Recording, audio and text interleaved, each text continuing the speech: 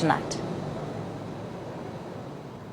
Kathy, thank you very much indeed. All right, let's do some rapid-fire analysis of our own here in Joburg. Sandile Swana from the Wits School of Governance, Dr. David Monyae, the Director of the Centre for Africa-China Studies at the University of Joburg, and Bernstein, Executive Director of the Centre for Enterprise Development, all with me. All right, Sandile, let's talk disruption first, the EFF. Did it work for the EFF, or did Thandi Modise actually come out being the person everybody liked? I think it worked for them both. I think Thandi Modise handled the situation exceptionally well. We need to commend her for that, adhering to the rules. On the side of the EFF, both Thandi Modise had to allow protest, dissent. Our democracy is about that. People must be able to express different opinions. There was a moment, Dr. Monyae, when I wondered, especially there was this moment when all the political parties got a chance to sort of speak for a minute. It seemed almost as if the EFF action had pushed all the other political parties together against the EFF.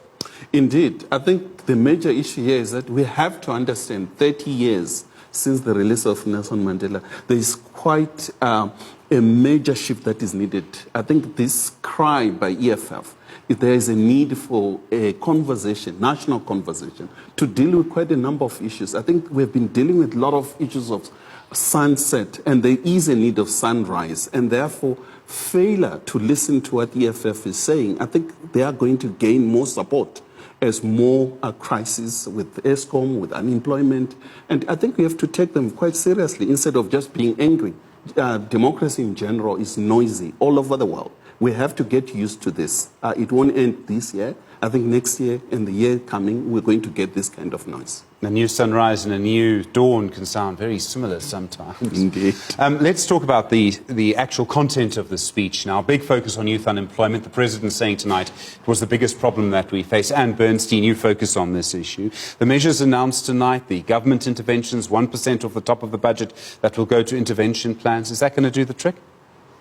Well, I agree with the President that this is the biggest challenge South Africa faces. I don't think you deal with youth unemployment through special initiatives, through training. Remember, we lost 500,000 jobs for young people in the last decade.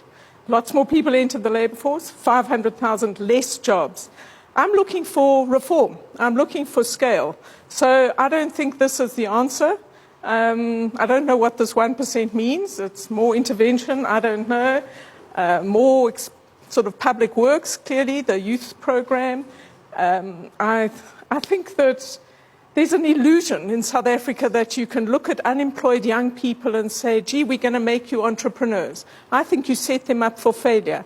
People who haven't had a chance to work, who know nothing about a particular sector, how are they going to start a business?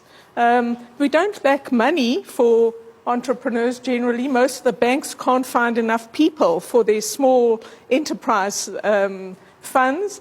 So I found that not very exciting. He said it was the most important thing he wants to do. I don't think it's convincing.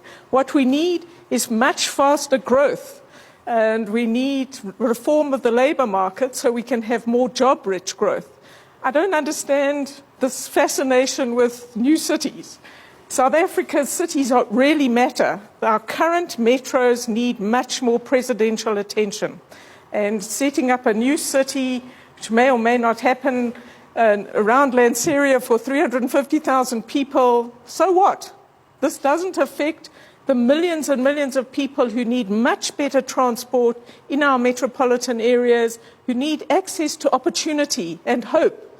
And there was nothing on the metropolitan areas tonight. Okay, nothing on that, you say. Sandile, quite a lot on electricity, though. I mean, the one aspect of it which is new, as far as I know, is that municipalities, in good financial standing, there is a caveat, but municipalities will be allowed to buy power directly from independent power producers. There's a court application on the book right now in Western Cape, where the Western Cape, the province, actually was asking for permission to do just this. This is a big shift.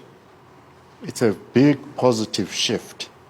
And you must remember that historically, these municipalities could run power stations before, and so on and so forth.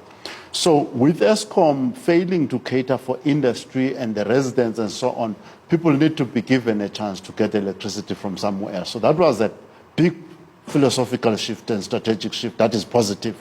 We welcome that. Dr. Monyae, I mean, Andile Lungisa, now he's an ANC member in Nelson Mandela Bay. He's no fan of President Ramaphosa, is my understanding, if you look at his Twitter feed. He tweeted tonight, the president announced the end of Eskom. Is he right? Maybe, maybe not.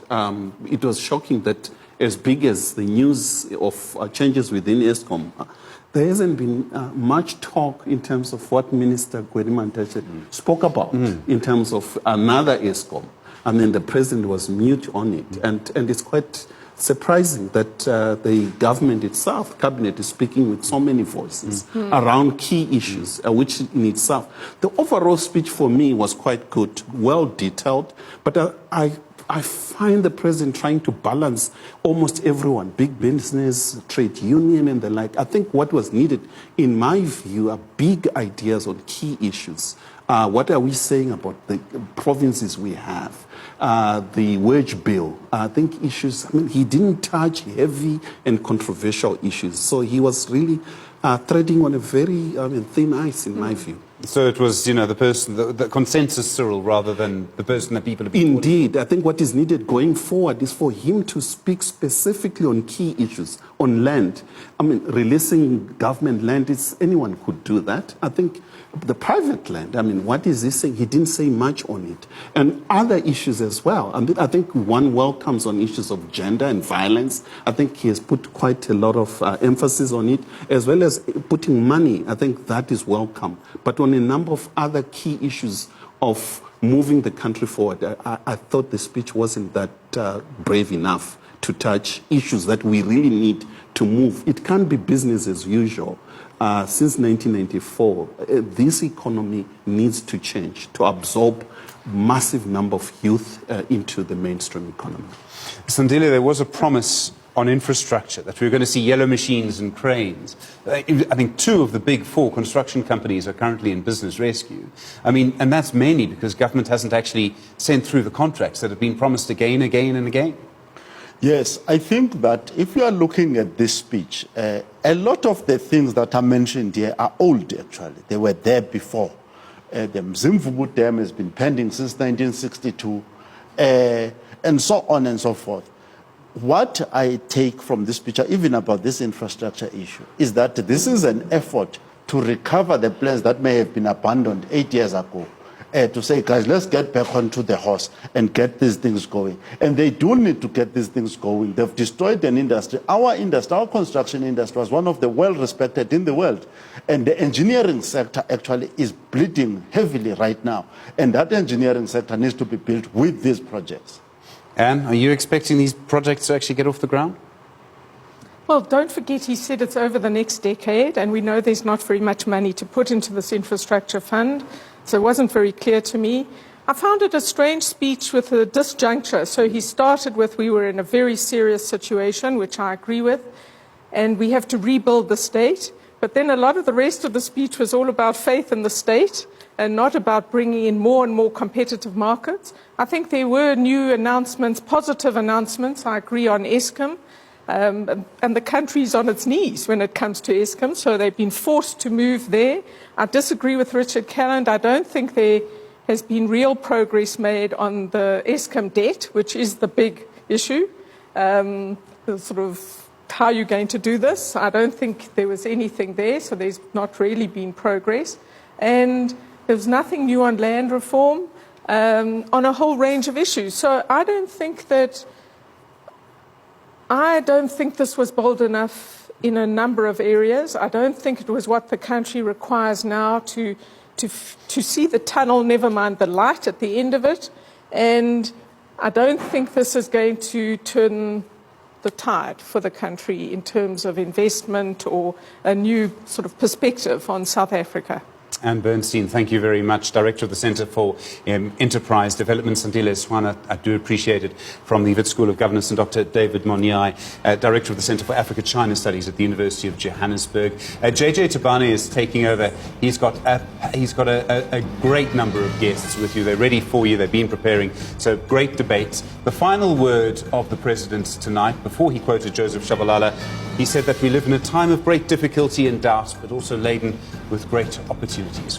You decide which of those you agree with you more. I'm Stephen Curtis. It's been great being with you here on Newsroom. JJ Tabana is up next.